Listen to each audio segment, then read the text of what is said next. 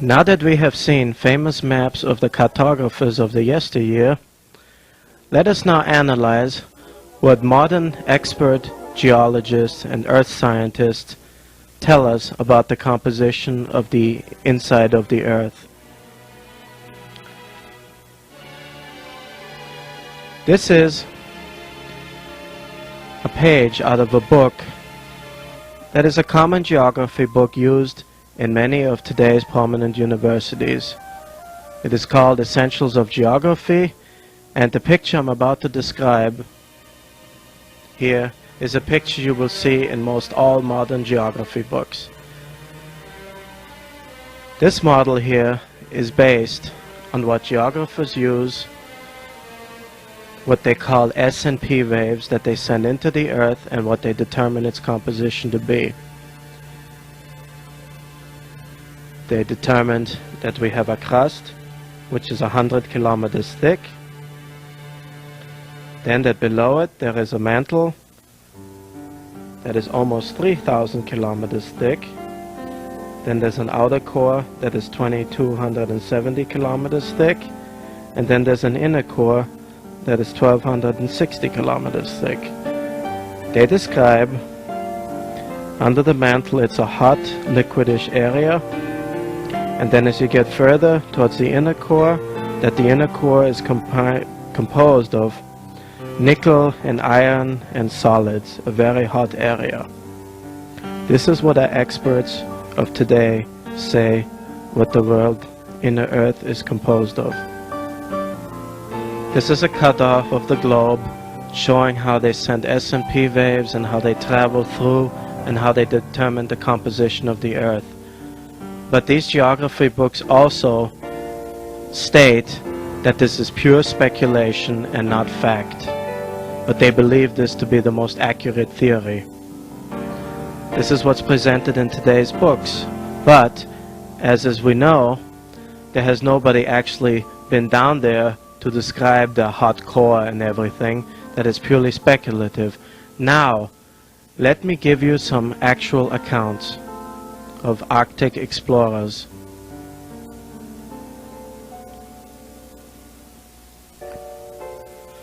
This is a quote from Lieutenant Hooper, Royal Navy, in an expedition from 1849 to 1850. He says, "I've heard the aurora borealis, not once but many times, not faintly and indistinctly, but loudly and unmistakably, now from this quarter, now from that, now from one point on high, and another time from one low down. At first it seemed to resemble the sound of field ice, then it was like the sound of a watermill, and at last like the whirring of cannon shot heard from a short distance."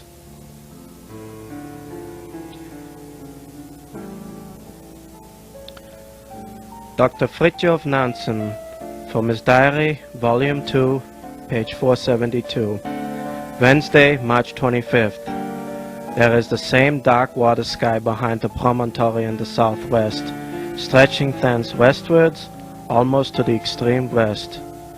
It has been there all through this mild weather with southwesterly wind, from the very beginning of the month.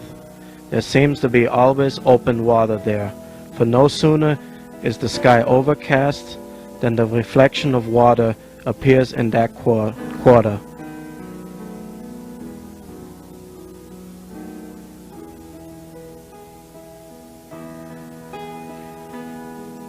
The explorer Kane writes in his diary, "As the surface of the glacier receded to the south, its face seemed unbroken with piles of earth and rock-stained rubbish, till far back in the interior it was hidden from me by the slope of a hill. Still beyond this, however, the white blink or glare of the sky above showed its continued extension."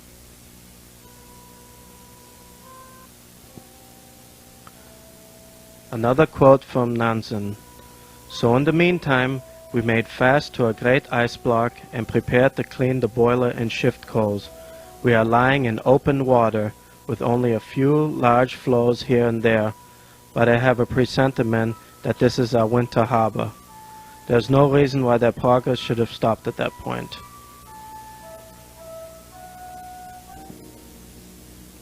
Another quote from Nansen. This island we came to seemed to me to be one of the most lovely spots on the face of the earth. A beautiful flat beach, an old strand lined with shells, strewn above a narrow belt of clean water along shore, where snails and sea urchins were visible at the bottom, and amphipoda were swimming about. In the cliffs overhead were hundreds of screaming little auks, and beside us the snow bunting fluttered from stone to stone with their cheerful twitter. Here was life in fair land. We were no longer on the eternal drift ice. At the bottom of the sea, just beyond the beach, I could see whole forests of seaweed. Under the cliffs, here and there, were drifts of beautiful rose-colored snow.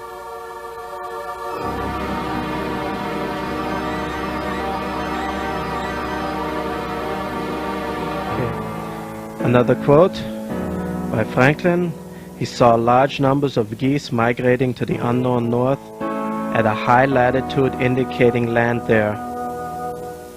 He notes that no matter how far north the explorer goes, he always finds the polar bear ahead of him. No matter how far north these bears are met, they are always on their way north. At latitude 82, Kane found butterflies, bees, and flies, as well as wolves, foxes, bears, geese, ducks, waterfowls, and partridges. A strange fact all explorers observe is that animals do not migrate south to escape the cold Arctic winter, but instead go north. Nansen was puzzled by this driftwood, which is continually found along the Greenland coast. He said that as far north as latitude 86 degrees, he found such driftwood.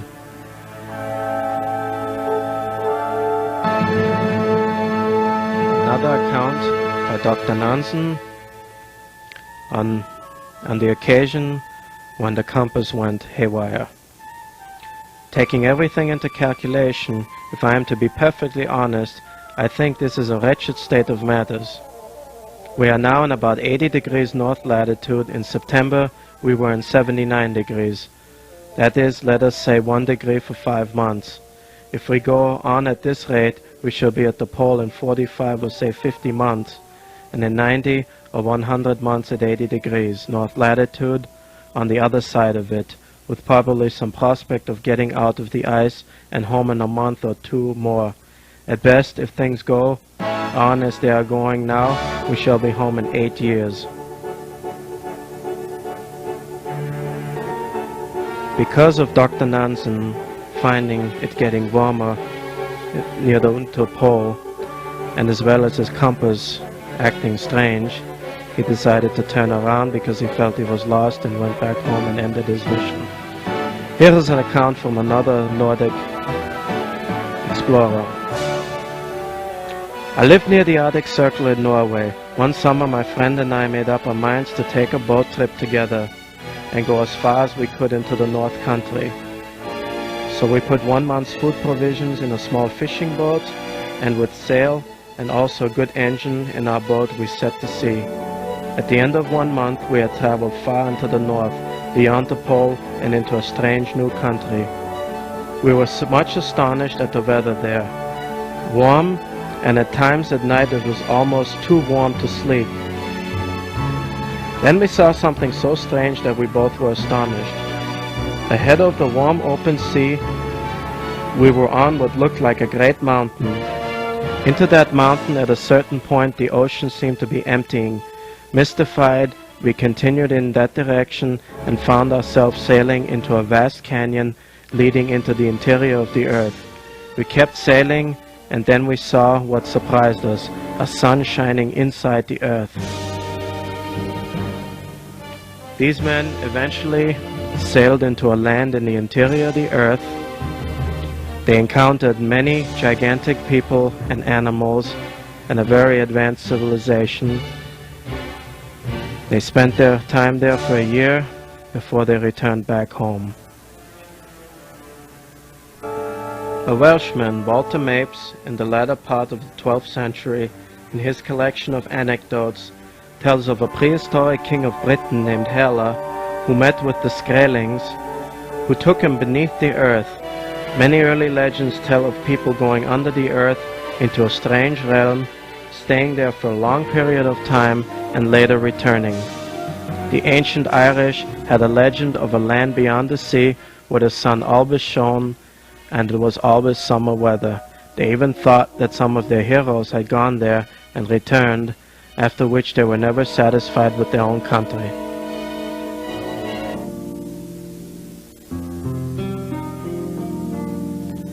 With all the information that we've presented to you, all the speculation and the facts supposedly based on speculation, if there were an inner world, is it possible that an explorer or two had gotten down through the well-traveled waterways, the islands that were so well documented again and again? Is it possible that an explorer had gotten to the inner world and made it out and actually mapped the inner world? We think it is. And behold, Seraphim. This is an extremely unusual map.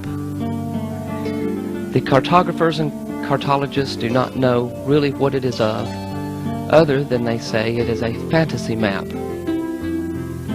Our dealings with experts have taught us time and time again that when an expert does not know what something is, he dogmatically states that it is fantasy. But is this map fantasy?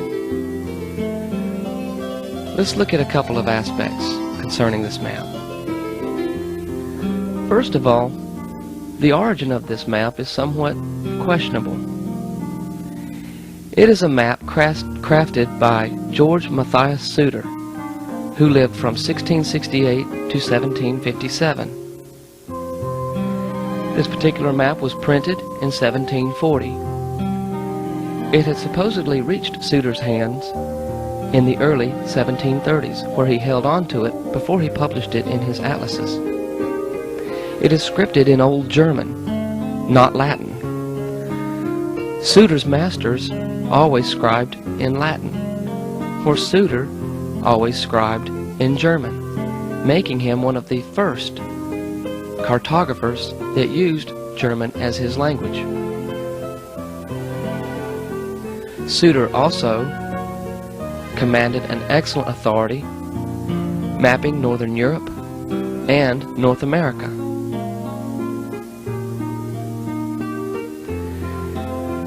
The map was supposedly, the original map, which this engraving was taken from, was supposedly dropped off at Mr. Suter's map shop outside the door and left with no information or anything.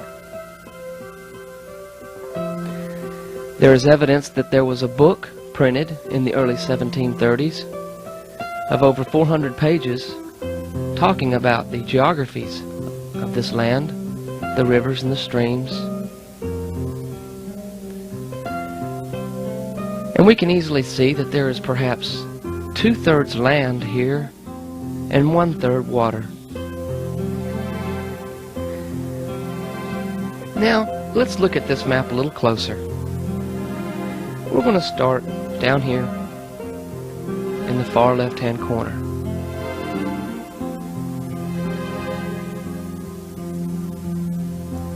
You will notice not one, not two, but 3 measurement graduations.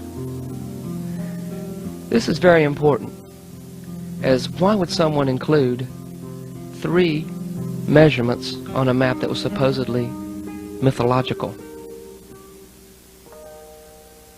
Nowhere on the map is indicated as fantasy. It is, however, spoken of as utopia. The land area to the top is all happiness, virtue, heavenly, spiritual. And as we come down, the map gets more satirical and bad, evil becomes prevalent. And then we have a lot of sadness, and we have grief, and we have terror, horror, and evil towards the bottom. The cities, the countries, the names of the provinces all indicate this. But could that have been because of an imposition of language difference?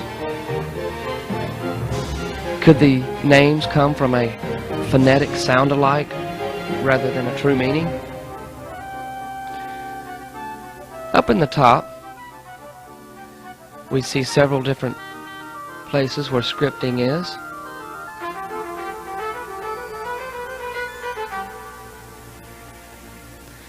These are scripture from the Sermon on the Mount.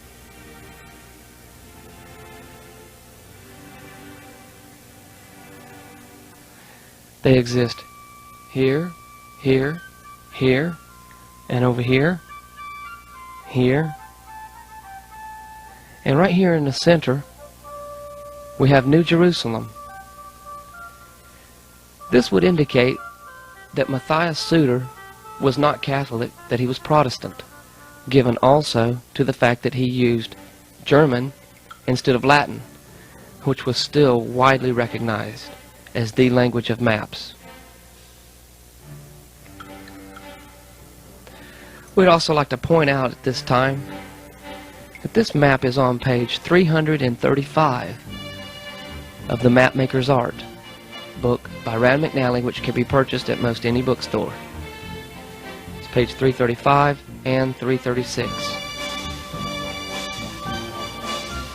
Now, part of the reason why cartographers think this is a fantasy map is because of the meridian lines across the top and the bottom.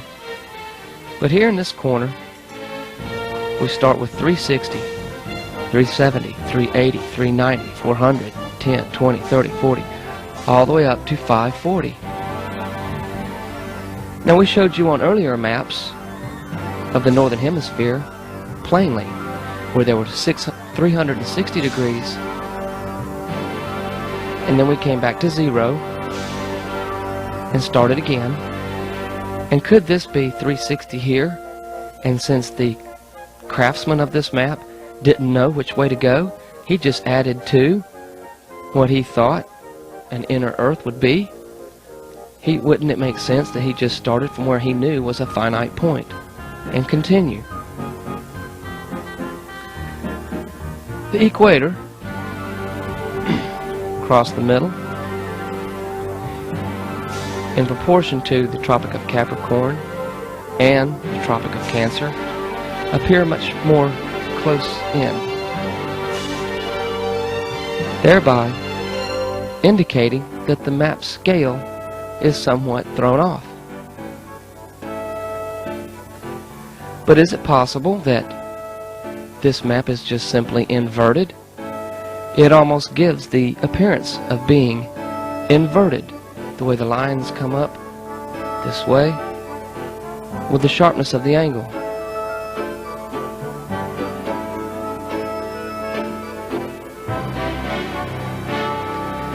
Let's look a little closer to some of the script on this map. Down here, we can close in. Supposedly all the script on this map is satirical. Right here it says, "In these waters, the fishing for mackerel and herring is good." We would say that that was significant. And let's come over to this line right here, which we find very, very interesting. It is a description of this island right here.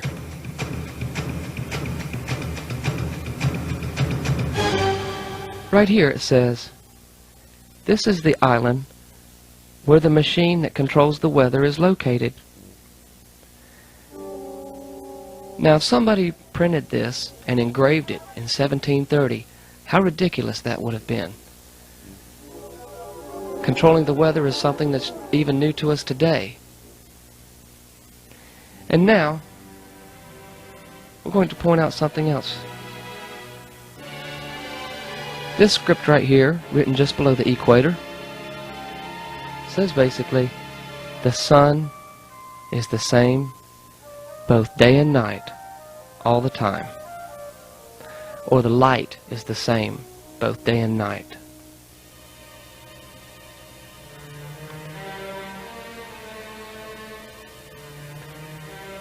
None of the books indicate what the legend here says. Down in the far right hand corner. But we're going to read this. We're going to look at it and see what it says there. Let me translate to you what the script in this box says. Script right here describes a utopian map of the newly discovered Schlaraffenland. This land was often spoken of, but never actually located. Also makes a comment that this ridiculous fantasy land supposedly is composed of many kingdoms which have all the different vices of life within them, and that this map was delivered by anonymous authors. The Schlaraffenland, often spoken of, but never located, or nobody knows where it is. If you look at this map here, this so-called fantasy map, could this map here give a clue of how to get to the Schlaraffenland? I believe it does. Let us take a look at this. As you notice, this looks like a very high mountain. And notice the rivers flowing right into the mountain. One here, have another one there, and another one going in here. All these rivers flowing right into the mountain. Now, from what we have shown you previously, does this not remind you of what is on the map of Gerard Mercator and Matthias Quartus? This might be a clue of how to get to the Schlaraffenland, and that this is a map of a portion of the inner world.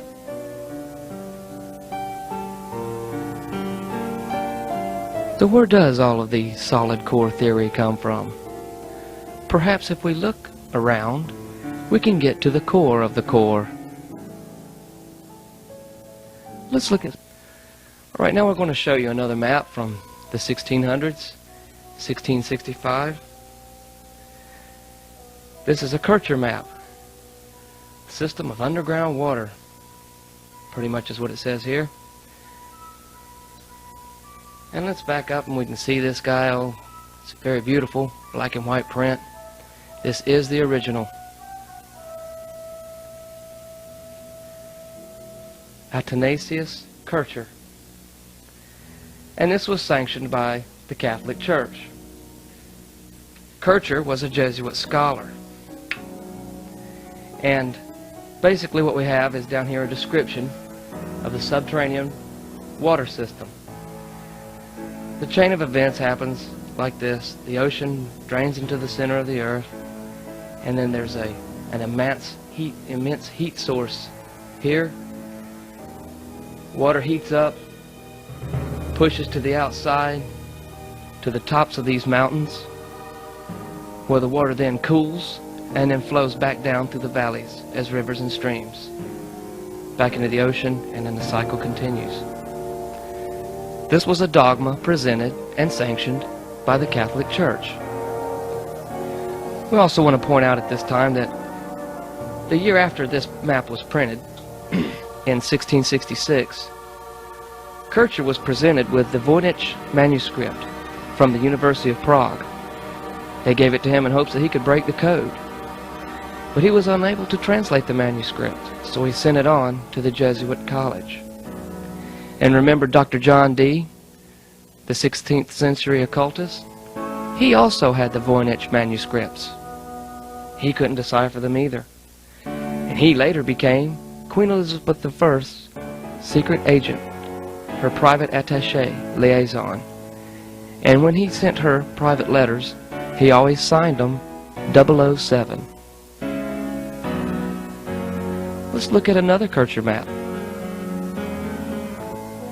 Now we have the sister map to the one we just showed you. This basically says what lies beneath the mountains and volcanoes, or the system that lies beneath the mountains and volcanoes.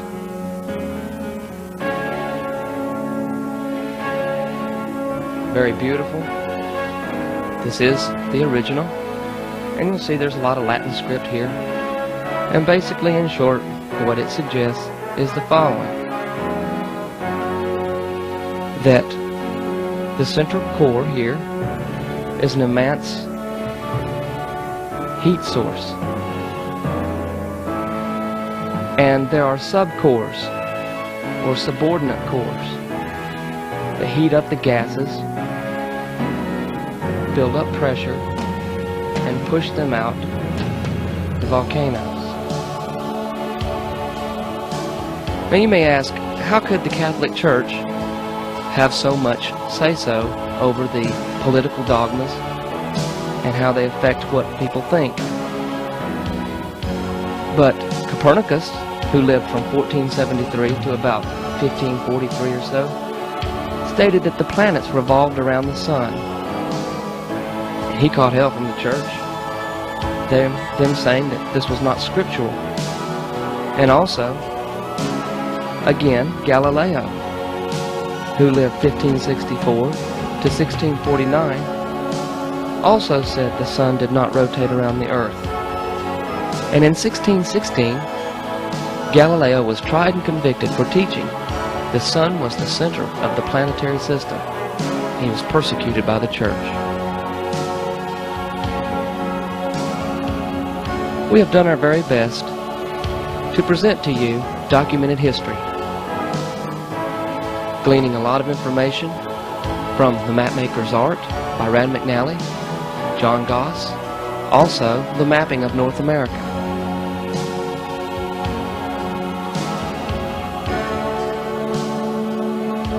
Is there cause to question what we've been taught? Is it possible that there is another side to the story? We think so. And we hope you enjoyed this presentation. Thank you.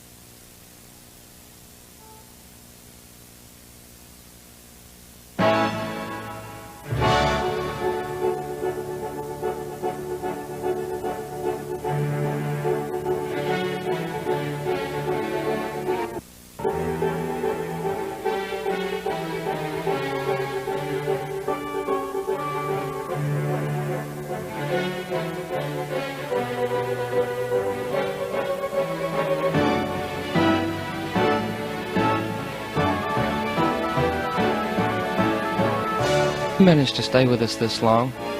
We've got a bone we want to throw at you. What you're looking at is the oldest copy, the oldest manuscript in the world that details the continent of Atlantis. This is also from the mid-1600s by Kircher, the Jesuit scholar. We didn't feature it tonight or in this presentation because we could have spent 2 hours just on it. And it's still being transcribed from Latin, and we don't really believe that you would have believed it. So it's just a bone. If you can back it up there, not only do we have that, but out of the same book, we have 10 pages of documents, all in Latin, and all totally unbelievable. And now we're going to just take a cruise through the rest, some of the other maps included in the Laserdisc library, and we'll be enjoying the music of Fred Schindel and Glass Hammer.